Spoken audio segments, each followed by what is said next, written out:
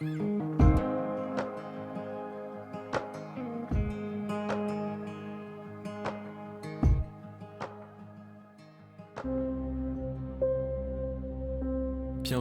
à Coram Deo. Ta famille, ta maison, ton église. Tout comme Jésus nous l'a appris, nous voulons vivre une vie d'amour, de solidarité, de compassion. Notre but, faire que Christ soit au centre de chaque famille. Et si tout ça commençait dans ta famille? Bienvenue à Coram Deo.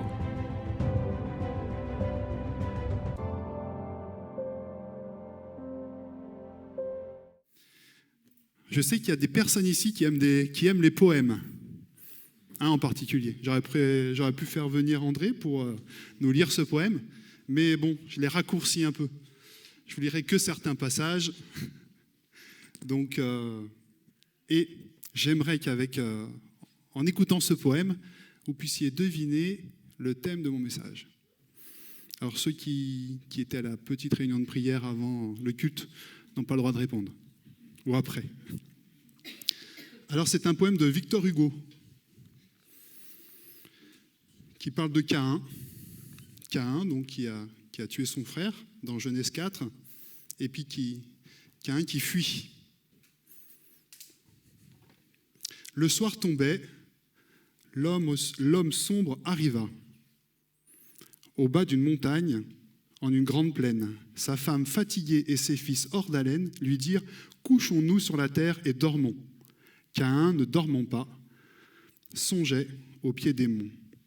Ayant levé la tête, au fond des cieux funèbres, il vit un œil tout grand ouvert dans les ténèbres, et qui le regardait dans l'ombre fixement.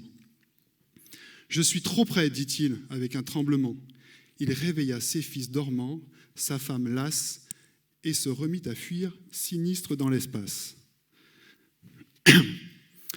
Alors, pour résumer la suite du poème, Caïn va arriver au bord de la mer. Il croit qu'il est arrivé à l'extrémité du monde. Et là, il se retourne et il y a toujours cet œil qu'il observe dans les cieux. Alors il demande à quelqu'un de dresser une tente autour de lui. Il se met à l'intérieur de la tente. Et là, on lui demande alors, Caïn, est-ce que tu continues à voir cet œil?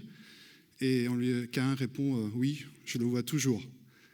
Alors il demande aux gens ensuite de dresser une forteresse autour de lui. On bâtit des murailles immenses. Il est même dit dans le poème que sur la porte de cette muraille, de cette cité, il est marqué « Il est interdit à Dieu d'entrer ». Et puis, on demande à Caïn, est-ce que tu vois toujours cet œil? On lui dit, oui, je le vois encore. Alors, il a une dernière solution. Alors, il dit, je veux habiter sous la terre, comme dans son sépulcre un homme solitaire. Rien ne me verra plus, et je ne verrai plus rien. On fit une fosse, et Caïn dit, c'est bien. Puis il descendit seul sous cette voûte sombre. Quand il se fut assis sur sa chaise dans l'ombre, et quand on eut sur son front fermé le souterrain, l'œil était dans la tombe et regardait Caïn. Voilà. Donc c'est un poème de Victor Hugo. Et à votre avis, de quoi parle ce poème? Pas fuir Dieu. Oui. Qu'est-ce qu'on cherche à fuir? Dieu est partout, oui. Un terme un peu plus précis. Je vous donne un indice. Noah, tu peux envoyer la première photo. Si vous connaissez ce personnage, vous allez découvrir. Voilà. Esteban, la conscience. J'aimerais vous parler ce matin de la conscience. Jiminy Cricket, c'est la conscience de Pinocchio. Je pensais que les enfants allaient répondre, trouver avant les adultes, mais bon, c'est peut-être un peu vieux. Alors, ce poème de Victor Hugo s'intitule donc La conscience. Et la conscience, c'est quelque chose qui nous concerne tous. Je prends un exemple dans la Bible. Souvenez-vous, dans Jean, au chapitre 8, des hommes ont emmené une femme qu'on a jugée pour adultère. Et les hommes sont prêts à la lapider. Et là, Jésus leur dit, celui qui n'a jamais péché, celui qui n'a jamais péché commence par lui jeter la première pierre. Et là, la parole de Dieu nous dit que un par un, en commençant du plus vieux, du plus âgé, ils se sont tous retirés. Ça, c'est l'action de la conscience. Aucun n'était capable, aucun ne pouvait jeter cette première pierre à cause de cette parole de Jésus. On connaît beaucoup d'expressions qui concernent la conscience. Avoir la conscience tranquille, avoir bonne conscience quand on n'a rien à se reprocher, avoir mauvaise conscience, avoir un poids sur la conscience quand on exprime un sentiment de culpabilité. La conscience est définie comme une faculté morale des êtres humains. C'est une faculté du cœur. Le cœur a la faculté d'aimer, le cœur a la faculté de s'attrister, le cœur a la faculté de se réjouir et le cœur aussi a la faculté d'évaluer. La conscience est ce qui va évaluer le bien et le mal. C'est ce qui va évaluer ce qui est bon et ce qui est mauvais. Dans l'Épître aux Romains, Paul va définir la conscience un peu plus précisément. Il va parler d'un témoignage intérieur, comme une voix qui nous rassure. C'est la conscience tranquille, ou qui nous accuse quand nous avons mauvaise conscience. Quand on a des regrets, quand on n'arrive pas à dormir. Ça peut même être physique, quand j'ai mal au ventre, je ne me sens pas bien. Ça peut être ma conscience qui me parle. Tout être humain possède une conscience. Dieu nous a créés avec une conscience. Seulement, c'est son état qui peut différer. La Bible parle d'une conscience corrompue. Ça veut dire que je vais demeurer sciemment dans le péché, je vais refuser d'obéir à Dieu, je vais dédaigner les appels de Dieu. Il parle d'une conscience aussi, elle parle d'une conscience égarée. Ça veut dire que je vais pratiquer le mal en croyant faire le bien. Et dernier état de la conscience, une conscience éclairée, qui condamne le mal, qui approuve le bien. Elle nous reprend lorsque nous perdons le contact avec Dieu à cause d'un péché, à cause d'une désobéissance à sa volonté. Une conscience éclairée.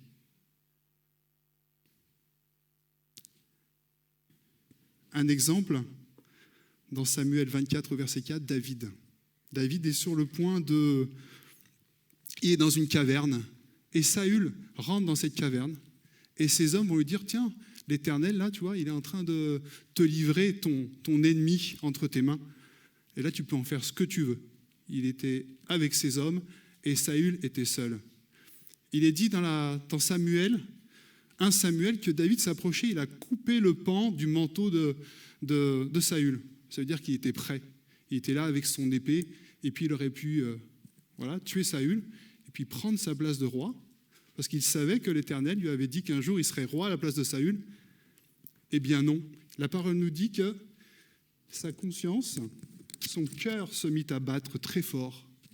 Son cœur frémit, parce qu'il savait ce qu'il avait projeté. Les conseils qu'on lui avait donnés étaient contraires au caractère de Dieu, étaient contraires à ce que Dieu avait prévu pour lui, étaient contraires à ce que Dieu voulait. Ce qu'il avait projeté déplaisait à Dieu, alors il ne l'a pas fait. Sa conscience a évalué, non, c'est pas bien ce que tu vas faire, choisis le bien. Alors ce matin, j'aimerais qu'on va continuer notre lecture dans les Actes. Donc Paul, nous l'avons quitté la semaine dernière, et là il a beaucoup voyagé. Il est à nouveau dans un tribunal, il est à nouveau accusé. Et là, on a mis les gros moyens. On a fait venir un avocat, et les juges sont rassemblés. Il est à Césarée. Alors comment il est arrivé à Césarée? Si je résume un petit peu les chapitres, on a passé quelques chapitres, là on est au chapitre 24. Et il y avait un complot qui s'était fomenté contre Paul, on voulait le tuer. Et Paul a été averti. Alors les soldats romains ont entouré Paul, je résume, de plusieurs centaines de soldats, pour l'emmener de Jérusalem jusqu'à Césarée, et pour qu'il puisse échapper au complot donc, qui avait été dressé par les Juifs, les pharisiens qui voulaient se débarrasser de Paul. Et Paul est là à Césarée, ceux qui l'accusent se sont déplacés, sont venus à Césarée, ils le poursuivent. Et puis il est là devant Félix. Félix, c'est le gouverneur de cette province à ce moment-là. Il est là devant Félix, et Paul va devoir encore se défendre. Et je veux lire avec vous Acte 24, du verset 14 au verset 16.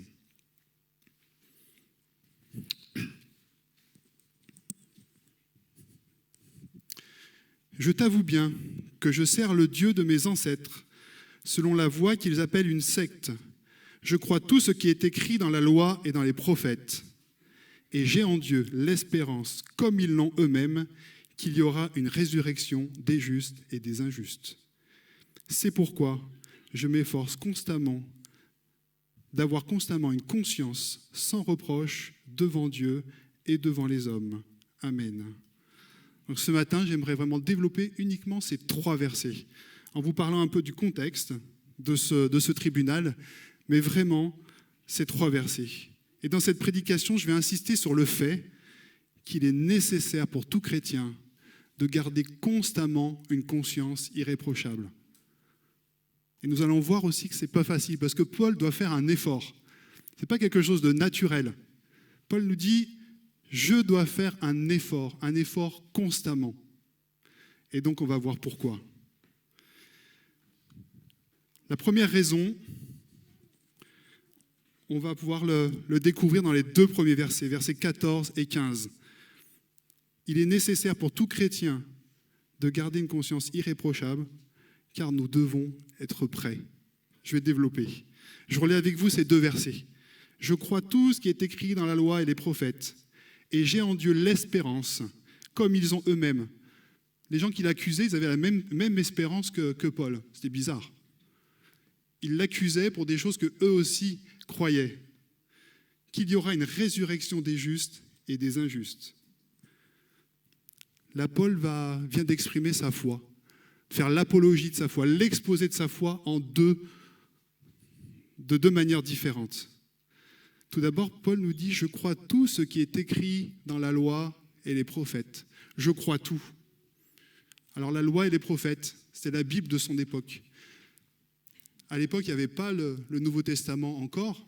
Il n'y avait pas tous ces livres, toutes ces lettres. Paul était en train de les écrire.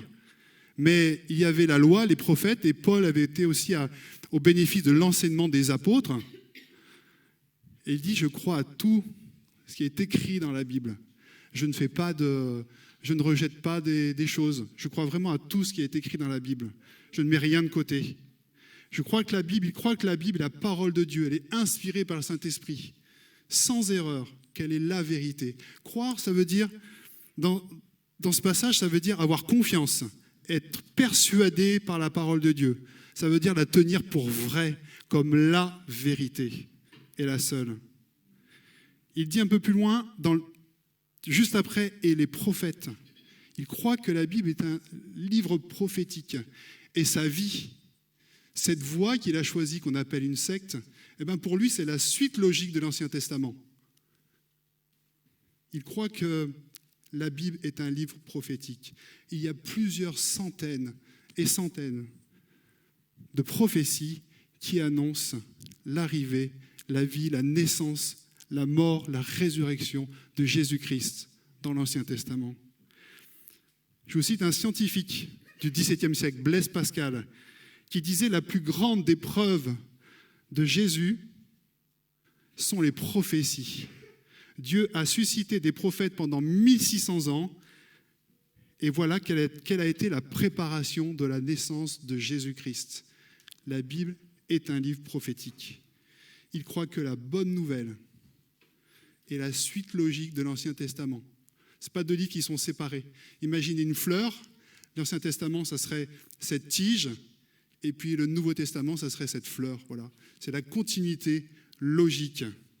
Jésus est l'accomplissement de la loi et des prophètes. Pour ça, ils l'accusent sur quelque chose, en fait, des paroles qu'ils connaissent et qui sont l'accomplissement de ces paroles. Jésus est l'accomplissement de la loi et des prophètes. Et puis, il croit aussi à la Bible parce qu'il l'a vécu. D'ailleurs, il l'a vécu dans sa vie personnelle. Il sait ce qu'il était, il sait ce qu'il est devenu. Il croit vraiment aussi à la puissance de la parole de Dieu qui peut transformer des vies. D'abord sa vie, mais souvenez-vous, la dernière fois que j'ai prêché, je vous ai parlé de tout ce qui s'était passé quand Paul prêchait à Lystre, à Iconium, à Derbe, et que le Seigneur confirmait sa parole par des signes, par des miracles. Il voit ce que la parole de Dieu est capable d'accomplir dans une vie. Amen. Il croit tout, ce qui est écrit dans la loi et les prophètes. Et il dit ensuite, il a une espérance dans la résurrection. Alors l'espérance, c'est quelque chose qui peut être mal compris. C'est pas j'espère réussir mon permis de conduire, j'espère réussir ce test, j'espère ci, j'espère ça. C'est pas quelque chose qu'on assimile, que la parole de Dieu en tout cas assimile à la chance. La Bible assimile l'espérance à une certitude, à une confiance, à une attente ferme des choses à venir. Et en plus de ça, une attente joyeuse.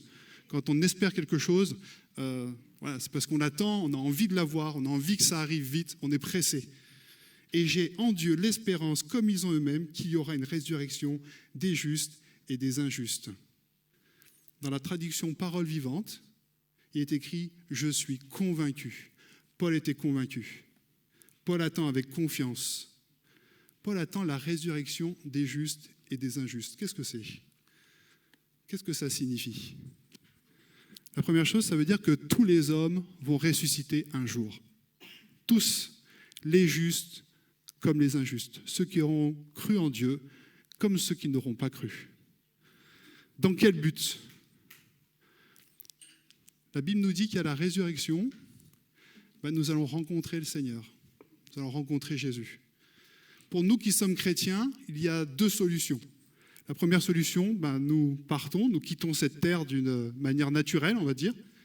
Et puis un jour, il y aura ce jour de la résurrection, qui arrivera au même moment que le retour de Jésus-Christ. Est-ce que vous croyez au retour de Jésus ? Voilà. Quand Paul dit ici « Je crois en la résurrection des morts, des justes et des injustes », ça veut dire « Je crois au retour de Jésus-Christ ». Est-ce que vous croyez au retour de Jésus-Christ ? Lorsque Jésus reviendra, oui, on paraîtra tous devant lui.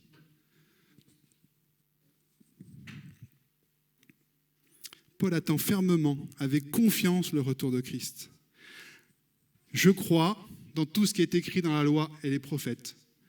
J'ai cette espérance dans le retour de Jésus. Et il dit ce petit mot qui est important, c'est pourquoi.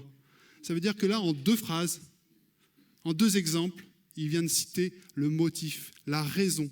Pourquoi chaque jour, il s'efforce d'avoir une conscience irréprochable. Parce qu'il croit dans la parole de Dieu et parce qu'il attend ce retour de Jésus. C'est pourquoi. Ce qui préoccupe Paul est d'avoir une conscience sans reproche, réglée sur la parole de Dieu, en vue du jour de la résurrection, ce jour où il va se retrouver devant son Seigneur. Ce jour où il va rendre compte, parce qu'il le dit, je vais rendre des comptes à Dieu, mais pas pour mes péchés, parce que mes péchés, ils sont lavés par Jésus. Mais pour la façon avec laquelle j'aurais servi le Seigneur ici-bas. Paul veut être prêt. Je vais vous donner une illustration.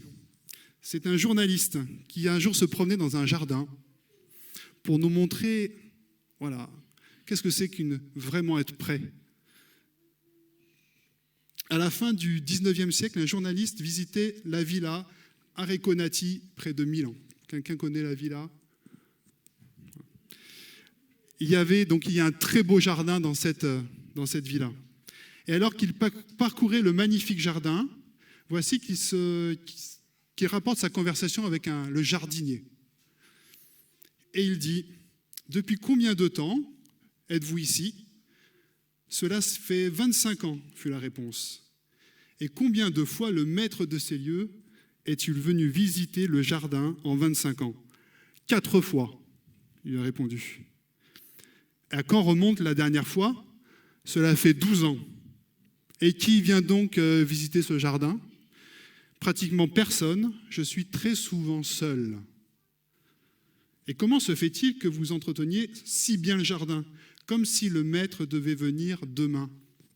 Et là, le jardinier lui répond, non pas demain, mais aujourd'hui, monsieur. Il pourrait venir aujourd'hui. Donc cet homme entretenait ce jardin à la perfection, en pensant que le maître pouvait venir le jour même. Paul était comme ce jardinier. Le jardin, c'était le jardin de son cœur, le jardin de sa vie. Il s'efforçait constamment de garder une conscience irréprochable, car comme le propriétaire de cette villa, il savait que Jésus pouvait revenir le jour même. Christ peut revenir le jour même. Et je crois que cette petite histoire, ce que nous dit Paul ici, doit nous faire réfléchir. Est-ce que nous nous préparons chaque jour comme si nous devions le rencontrer aujourd'hui ? Comme s'il pouvait revenir aujourd'hui ? Je crois que si on gardait constamment, parce que des fois on oublie, c'est vrai que le retour de Christ, on n'en parle pas beaucoup. On vivrait nos journées peut-être de façon différente. Si je savais que Christ allait revenir ce soir, mais on ne peut pas le savoir, parce que la Bible dit qu'il va revenir comme un voleur, c'est-à-dire de façon imprévue, à l'improviste. Si j'avais à demander pardon à quelqu'un, je crois que j'irais tout de suite. Si je devais délaisser un péché, je ferais tout ce qu'il faut pour essayer de le faire. J'accorderais vraiment plus d'importance à la lecture de la parole de Dieu. J'accorderais aussi plus d'importance à la prière, à ma relation avec Dieu. J'essaierai de mettre en règle tout ce qui ne va pas. Je reverrai mon comportement. Je rechercherai pendant cette journée tout ce qui est agréable à Dieu. J'essaierai de plus aimer, de moins critiquer, davantage encourager, vraiment de plaire à Dieu pendant cette journée encore plus. Encore plus. Ma foi en Jésus et en sa parole, mon espérance en son retour doit avoir un impact décisif sur ma vie. C'est ce que je voulais vous dire sur cette première partie. Car je dois être prêt à rencontrer mon Seigneur Jésus, mon Sauveur. Voyons maintenant la deuxième raison. Il est nécessaire pour tout chrétien de garder une conscience irréprochable parce que cette conscience peut se détériorer. Je m'efforce constamment d'avoir une conscience sans reproche. Dans la version Sommer, il est dit « je m'applique à garder ». Je m'applique à garder. Il s'agit d'une chose importante pour Paul. Il nous dit « je m'efforce, je m'exerce » dans la version Colombe. C'est pas, et sans cesse, c'est pas une fois par semaine, c'est tous les jours.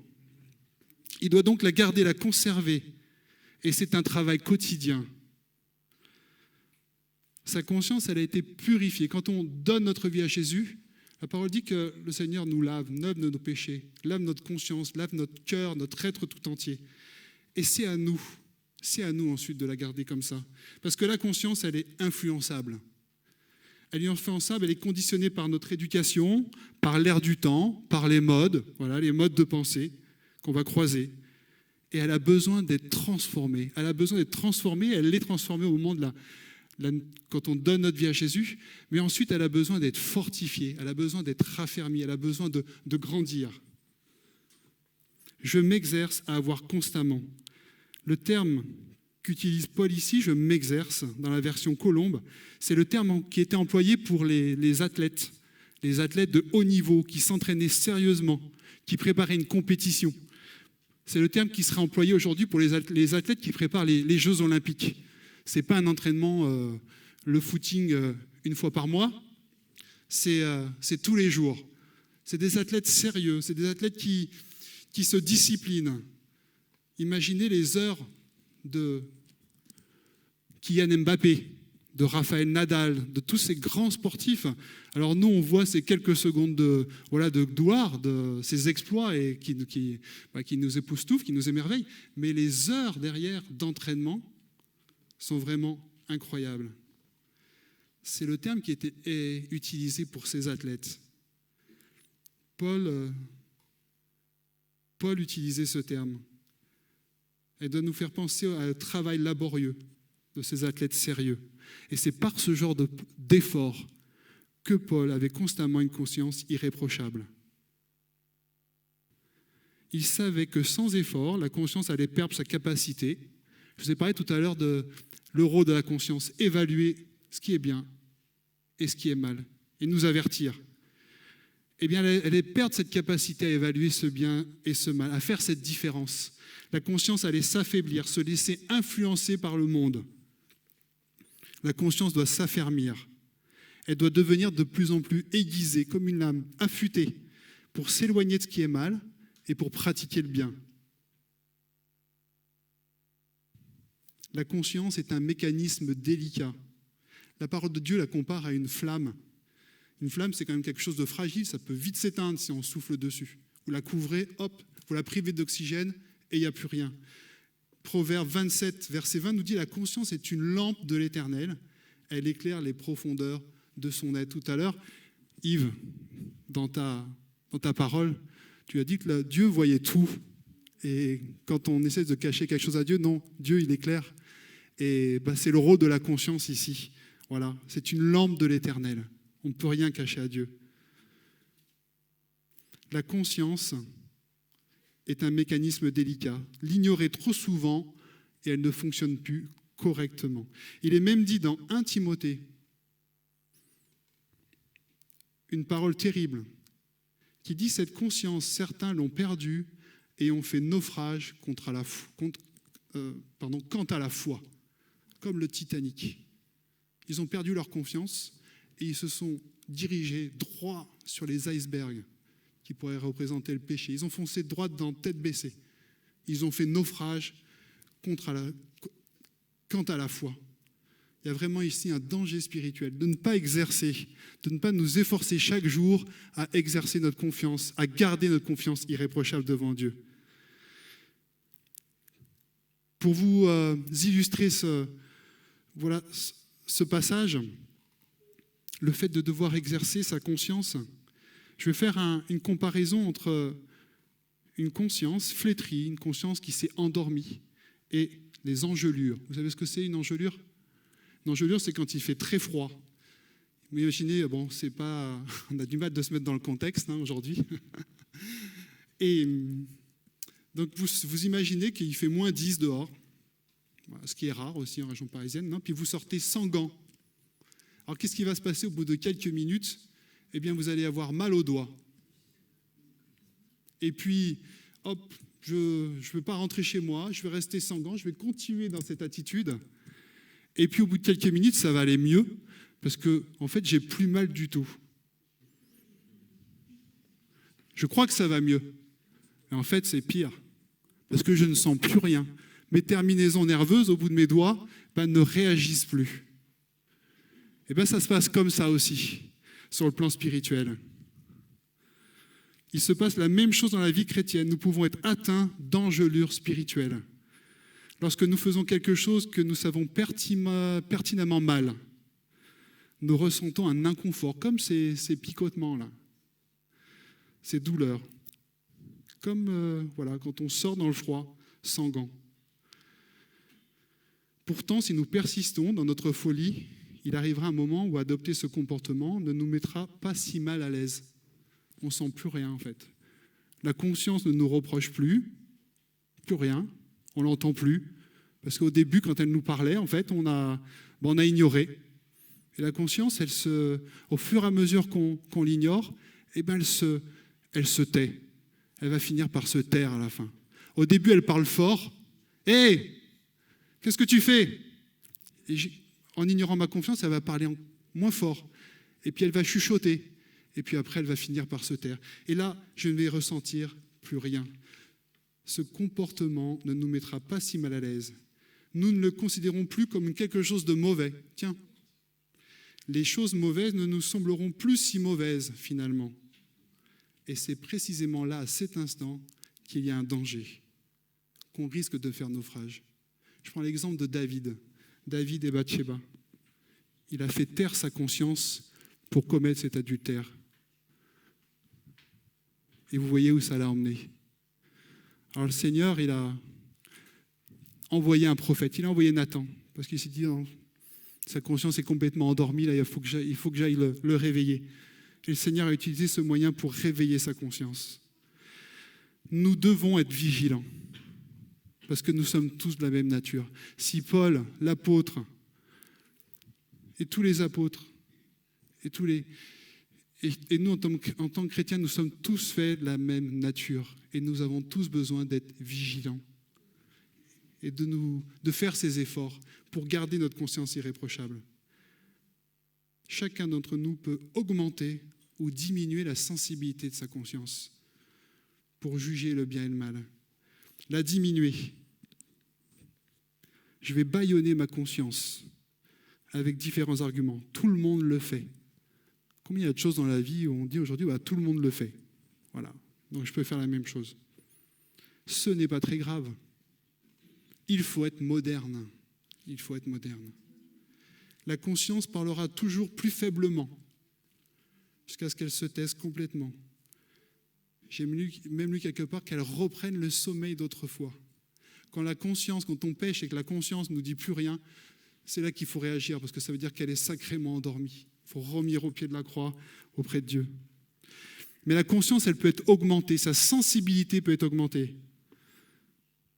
C'est une conscience qui écoutera et qui ne contredira pas la parole de Dieu, mais qui se basera à chaque fois sur elle pour nous reprendre. Parce que cette conscience-là, la personne qui possède cette conscience-là, c'est une personne qui entretient sa relation avec Dieu. Un cœur qui est en relation avec Dieu est un cœur qui est capable de choisir le bien. Parce qu'il va être guidé par la parole de Dieu, parce qu'il va être guidé par le Saint-Esprit, parce que le Saint-Esprit va parler directement à cette conscience. Et cet homme sera capable de choisir le bien.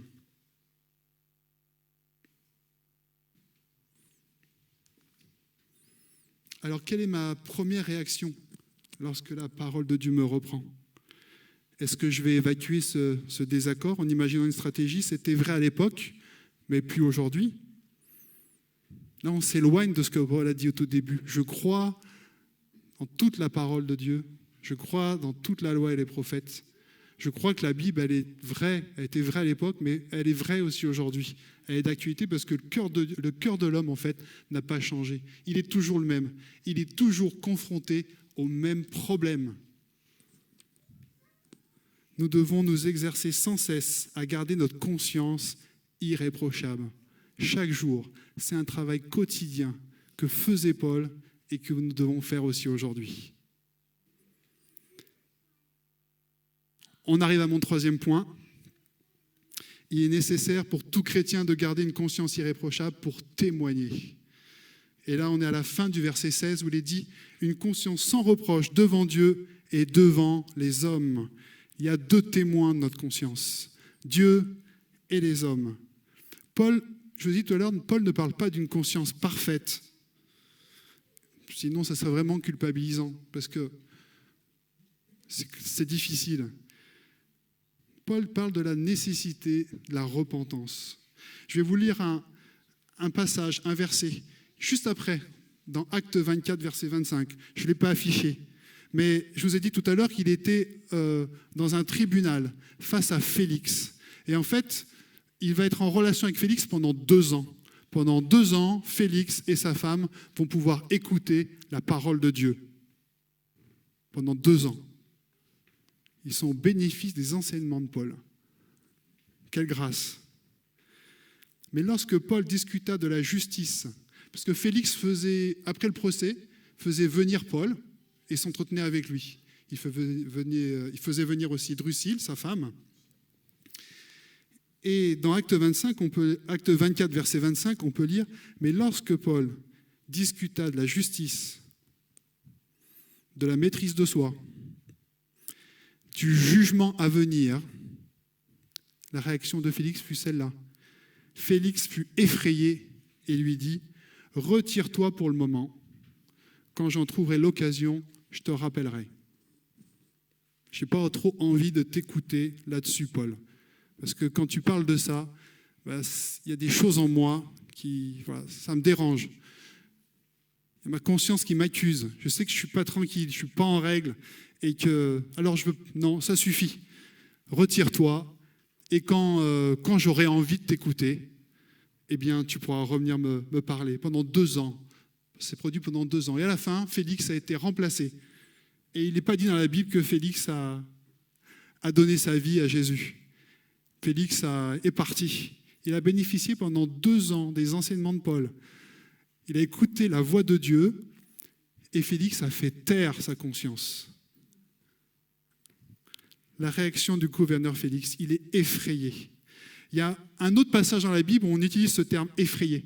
Et vous allez voir que la réaction est complètement différente. Quand Paul est avec Silas en prison, que toutes les portes de la prison s'ouvrent, que le geôlier arrive et que les prisonniers sont restés dans la prison, mais que le geôlier pense que les prisonniers sont échappés, il dit qu'il vient effrayé devant Paul, il se jette à ses pieds et il dit « Qu'est-ce qu'il faut que je fasse pour être sauvé ?» 2 choses différentes, 2 réactions différentes. Quand Dieu parle, l'homme a 2 possibilités. Lorsque la conscience parle, soit écouter et se repentir, soit endurcir ses oreilles. Endurcir ses oreilles, dans l'Antiquité, il mettait de la cire dans ses oreilles pour se boucher les oreilles. Il fermait ses yeux, endurcir ses oreilles, faire taire sa conscience. Félix a fait taire sa conscience malgré 2 ans d'entretien avec Paul.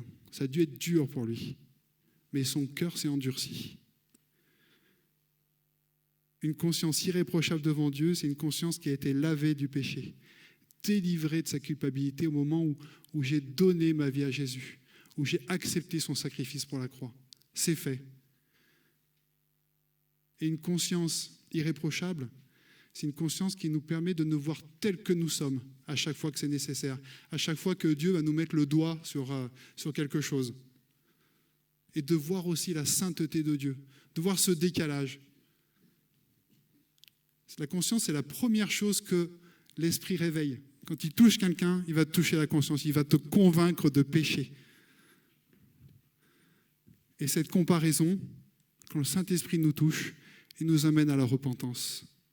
Le sang de Christ lave tous nos péchés et nous ne sommes plus condamnés par notre conscience. La Bible dit que si ton cœur te condamne, eh bien, Dieu il est plus grand que ton cœur. Il faut accepter par la foi qu'on a été pardonné, lavé, purifié par le sang de Jésus. Paul a donné l'exemple en matière de conscience sans reproche. Il n'était pas sans reproche. Il savait qu'il avait une vie avant de rencontrer le Seigneur Jésus, qu'il avait fait des choses terribles, mais il a donné sa vie à Jésus. Et le Seigneur Jésus lui avait enlevé ce poids, ce fardeau qu'il avait sur sa conscience. Il l'avait libéré. Il avait confessé ses péchés, il s'en était détourné. Et ça doit être la même chose pour nous, ça doit être un mode de vie. Nous devons retrouver une conscience sans reproche en revenant à chaque fois que c'est nécessaire au pied de la croix de Jésus-Christ. Une conscience irréprochable nous encourage dans notre témoignage. Ce n'est pas facile pour Paul. Il était accusé, mais remarquez pendant ce passage, Paul est calme, il est tranquille. Il met même ses accusateurs en défaut parce qu'il leur dit « mais ils m'accusent pour des choses qu'ils croient eux-mêmes ». Le Seigneur, il le soutient. Il sait qu'il est dans la voie de Dieu. Il sait qu'il a choisi le bon chemin. Que là, dans ce tribunal, ce n'est pas parce qu'il a commis quelque chose de mal, mais c'est parce qu'il a une vie qui est juste, qui est agréable à Dieu. Donc Dieu, le Saint-Esprit, l'encourage, le fortifie. Il est clean devant Dieu et il sait qu'il est clean aussi devant ces hommes-là qu'il accuse. Il n'a rien à se rapprocher. Une conscience irréprochable, il est dit dans ce passage qu'il doit être aussi une conscience sans reproche devant les hommes. La crédibilité de notre témoignage en dépend. Elle nous donne l'assurance devant les hommes qui essaieront de trouver la faille. comme tous ces gens qui sont là et qui l'accusent. Il essaie de trouver une faille chez Paul. La faute pour discréditer son témoignage, pour discréditer l'œuvre de Christ dans nos vies. Donc c'est l'enjeu de la crédibilité de notre témoignage, la valeur de notre témoignage auprès de ceux qui nous entourent. On doit être honnête avec eux, droit. On ne doit pas vivre dans le mensonge, mais dans la vérité. On doit pratiquer le bien envers les autres. C'est aussi ne pas être une occasion de chute pour les autres. Pour les jeunes chrétiens dans la foi. Ma vie, si j'ai une conscience irréprochable devant Dieu et devant les hommes, ma vie doit être un modèle pour eux. Ma vie doit les pousser à Christ et pas les pousser à s'éloigner de Christ. C'est un témoignage dans mon attitude, dans ma façon de vivre. La conscience irréprochable devant les hommes répare ses torts. Je dois être capable de demander pardon. Je dois être capable de réparer si c'est possible. Ça me rappelle un témoignage qu'on m'a raconté il y a très longtemps. C'est un frère gitan. C'est Claire qui m'avait raconté cette histoire. Un frère gitan qui est devenu pasteur et qui pendant des années, donc avant d'être converti, avait fraudé aux allocations familiales, c'est ça? Le jour où il s'est converti, il a donné sa vie à Jésus, donc il a été pardonné. Et qu'est-ce qu'il a fait pour réparer? Il est arrivé avec tout l'argent, bon, ça représentait sûrement une grosse somme. Hein. Il s'est présenté aux allocations familiales et il a dit, voilà, j'ai donné ma vie à Jésus, pendant des années, je vous ai volé ça, et il l'a rapporté. C'est une histoire vraie, hein, c'est une histoire vraie. Et ce frère est pasteur. Il enseigne la parole de Dieu au milieu des frères gitans à Montpellier. Et donc elle a une conscience irréprochable, va essayer de réparer ses torts. Tout à l'heure, on va prendre la Sainte Seine. Et il y a un verset qui dit que si tu as quelque chose là contre ton frère, laisse ton offrande et puis va te réconcilier avec ton frère. Le Seigneur aussi nous demande, réparer ses torts. Ça veut dire la réconciliation, d'être des hommes et des femmes de réconciliation. Et une conscience irréprochable peut annoncer l'Évangile en toute occasion. Rien ne nous empêche, il n'y aura pas d'obstacle dans notre conscience pour annoncer l'Évangile. Tout à l'heure, je vous ai parlé de Félix. Au tout début de Acte 24, il y a cet avocat qui dresse un portrait de Félix. « Oh, tu es merveilleux, tu es formidable, tu fais toujours les choses bien, tout ça. » Donc, voilà. Et en fait, il y a deux historiens, Flavius Joseph et Tacite, qui ont parlé de Félix. Et en fait, c'était un tyran. Il réglait il dirigeait il était gouverneur de cette contrée et il la dirigeait avec la répression, avec le sang. Il n'y a eu aucune réforme positive sous le règne de Félix. Et il y a aussi Drusille. Drusille, elle a un arbre généalogique impressionnant. C'est la femme de Félix, le pire des tyrans selon l'historien Tacite. Elle est fille d'Hérode Agrippa. C'est celui qui a fait décapiter Jacques. Elle est petite fille d'Hérode Antipas, qui a fait décapiter Jean-Baptiste. Elle est arrière-petite-fille d'Hérode le Grand, qui a voulu tuer tous les enfants de moins de 2 ans à la naissance de Jésus. Paul a en face de lui un tyran et quelqu'un dont la famille a voulu détruire l'Église. Et qu'est-ce que fait Paul? Eh bien, il va leur annoncer la parole de Dieu. Il va leur annoncer l'Évangile. Une conscience irréprochable fait tout pour gagner des âmes. Que me dit le témoignage de ma conscience sur ma relation avec les autres? Sur la façon dont j'agis avec mes parents, avec mes enfants, avec mes collègues, avec les autres élèves de mon école, avec mon patron, avec mes frères et sœurs dans l'église. Que me dit le témoignage de ma conscience? J'arrive à la conclusion. J'aimerais que les personnes qui ont été désignées pour la Sainte Seine, Daniel et Sibylle, puissent aller se préparer. Et si le groupe de louanges peut revenir.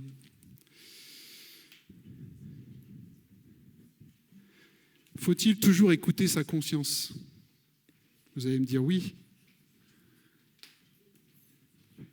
Mais ça veut dire qu'à chaque fois, je vais faire ce qui me semble juste, être en phase avec moi-même. Ça, on l'entend souvent dans la société. Je dois suivre mon cœur, laisser la conscience me guider.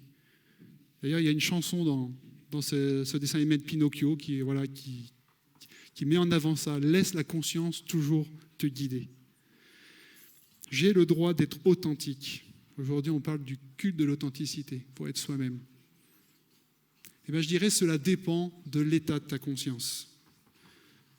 Dieu est le seul Seigneur de notre conscience. Notre conscience n'est pas notre propre Seigneur, mais c'est le Seigneur Jésus, c'est Dieu.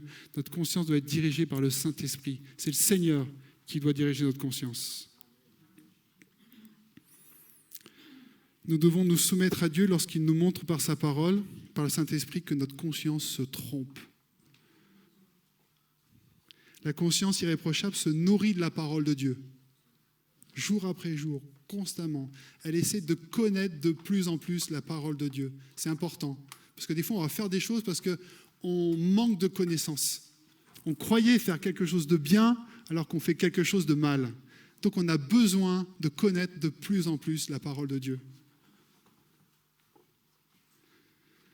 La conscience irréprochable va m'amener à chaque faux pas à la repentance, à ne pas fermer les oreilles, à ne pas la faire taire, à ne pas lui dire « chut, chut, c'est bon ». Mais vraiment, Seigneur, tu me parles à travers ma conscience, eh bien, Seigneur, oui, j'accepte ta parole, j'écoute ta parole et je veux revenir à toi. Elle repousse le mal et choisit de faire le bien. Elle règle ses problèmes avec les autres et elle témoigne à travers toute sa conduite.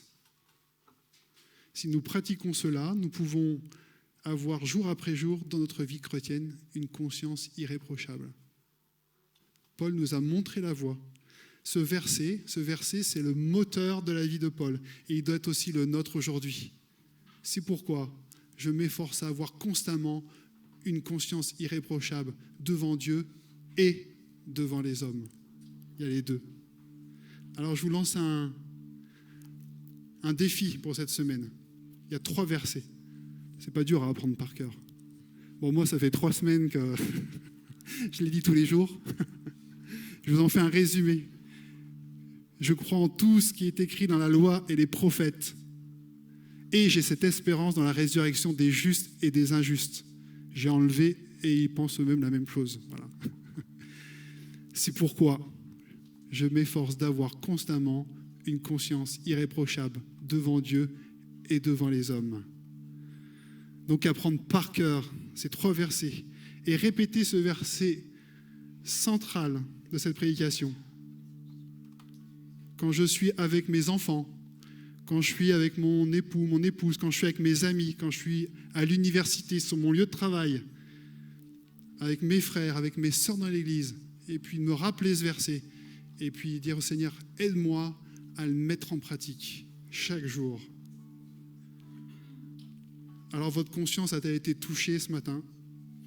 Si c'est le cas, vous avez la possibilité de l'éteindre, vous avez la possibilité de l'ignorer. Mais la parole de Dieu nous dit que le seul moyen de trouver la paix est de faire ce qu'elle vous dit, quand elle vous dit « obéissez à Dieu ». Amen.